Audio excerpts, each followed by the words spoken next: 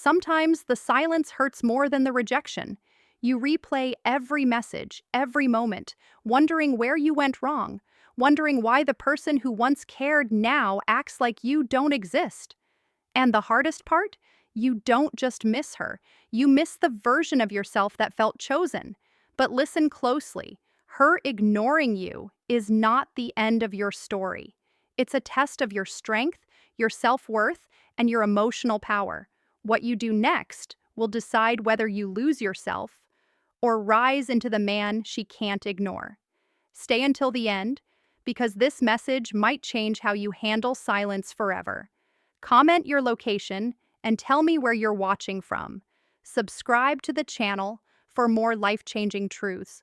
When she ignores you, the instinct most people follow is to lean in closer. They text again, they explain themselves, they ask what went wrong, and they try to restore what feels like lost connection. Psychologically, this reaction is understandable, but attraction doesn't operate on instinct, it operates on perception. The moment you chase, you communicate something far more powerful than words, that your emotional balance depends on her response. And the human mind, especially in romantic dynamics, is wired to move away from pressure, not toward it. Chasing shifts the power dynamic without you realizing it. When you pursue someone who is pulling back, you elevate them and lower yourself. Not because you are less valuable, but because your behavior signals that you believe they are. Attraction thrives on mutual choice, not emotional pursuit. The more you try to secure her attention, the more you confirm that she already has it, and that confirmation removes curiosity, mystery, and tension. Philosophically speaking, desire cannot exist where certainty dominates. There's also a deeper psychological layer here. When someone ignores you, they are often unconsciously observing how you regulate discomfort. Do you collapse emotionally, or do you remain grounded? Emotional self-regulation is one of the strongest markers of confidence and leadership. When you chase, you broadcast anxiety. When you pause, you demonstrate emotional containment. And containment is magnetic. It tells her you are not ruled by impulse, fear, or validation seeking. Silence, when chosen consciously, is not manipulation. It's alignment. It's you refusing to abandon yourself in order to be chosen. Most people confuse attraction with reassurance, but attraction is built on respect. And respect is built when your actions show boundaries.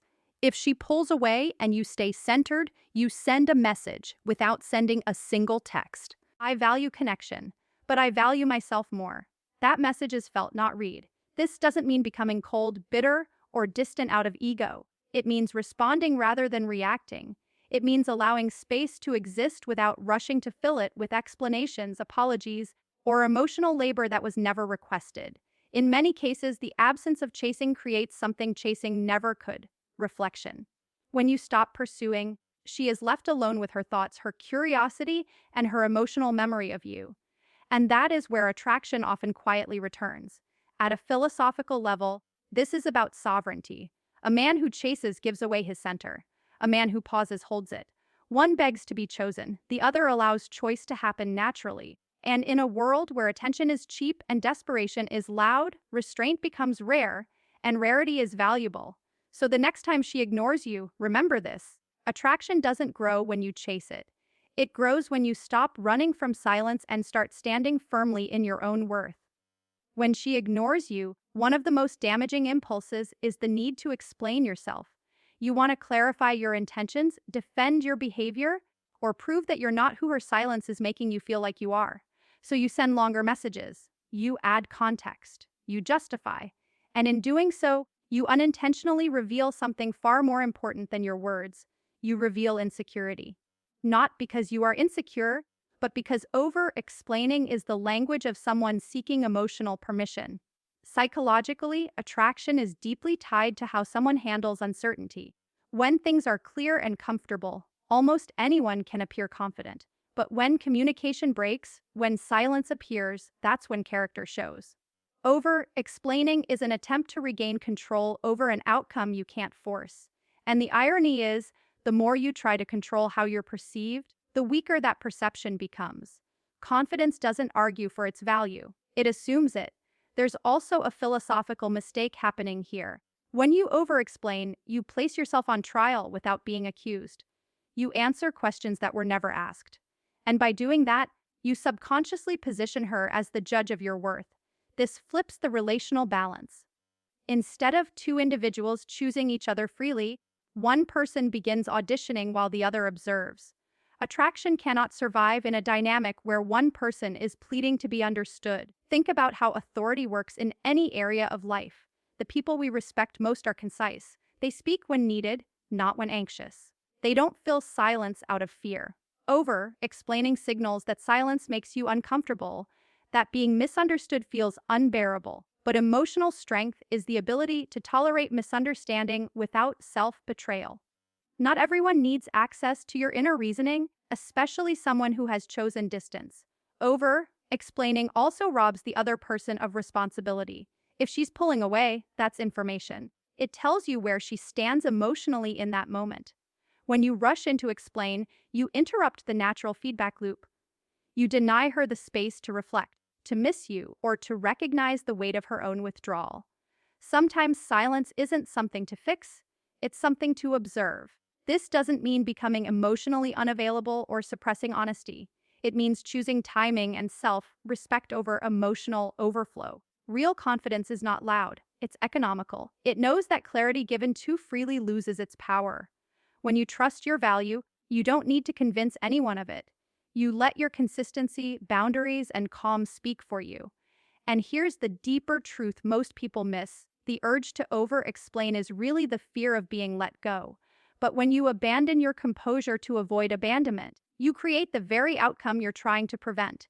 Emotional restraint, on the other hand, preserves dignity, and dignity is unforgettable. So remember this, you don't need to explain yourself to be chosen. The right response to silence is not more words, but more self-respect. When she ignores you, the most subtle yet destructive mistake is allowing her silence to become the center of your life. Your thoughts drift toward her, your mood starts depending on her responses, and without realizing it, your sense of purpose begins to shrink. Psychologically, this is where attraction quietly erodes, not because you care, but because caring turns into fixation. Human desire is drawn toward momentum, not stagnation. When your life pauses waiting for someone else's attention, you unconsciously communicate that you have nowhere more important to be. Purpose is not just a motivational concept, it's an energetic one. People are drawn to those who are moving somewhere internally, even if they can't fully explain why. When a man is deeply engaged with his goals, his growth, and his own standards, his attention becomes valuable. But when he abandons that focus to monitor someone else's behavior, his attention becomes cheap. The shift is subtle, but it's felt. Attraction doesn't disappear because she ignores you. It disappears when you stop being anchored in yourself. There's also a philosophical truth here that's often overlooked. Meaning in life is created through commitment to something larger than emotional validation. When another person becomes your emotional axis, you surrender that meaning. You begin to orbit instead of lead. And leadership, especially emotional leadership, is deeply attractive, not because it dominates, but because it inspires trust. A person who is grounded in purpose feels safe, predictable, and strong, even in silence. When she pulls away and you double down on your life, your work, your discipline, your health, your curiosity, you're not playing a tactic, you're restoring balance. You're reminding yourself that connection is an addition to your life, not its foundation. This recalibration does something powerful. It removes emotional pressure from the dynamic. Without pressure, attraction has room to breathe again. And even if it doesn't return, you've protected something far more important, your direction. Ignoring your purpose for someone else creates resentment, even if you don't feel it immediately. Over time, that resentment turns inward. You start questioning your worth, your choices, your strength. But when you choose yourself in moments of uncertainty, you build something permanent. Confidence stops being a performance and becomes a byproduct of integrity. And here's the quiet truth. The man who is hardest to ignore is not the one demanding attention, but the one fully engaged with his own becoming. So if her silence shows up, let it be a signal, not to chase, not to explain, but to return home to your purpose. Because the most powerful response to being ignored is becoming deeply focused on a life that doesn't pause for anyone.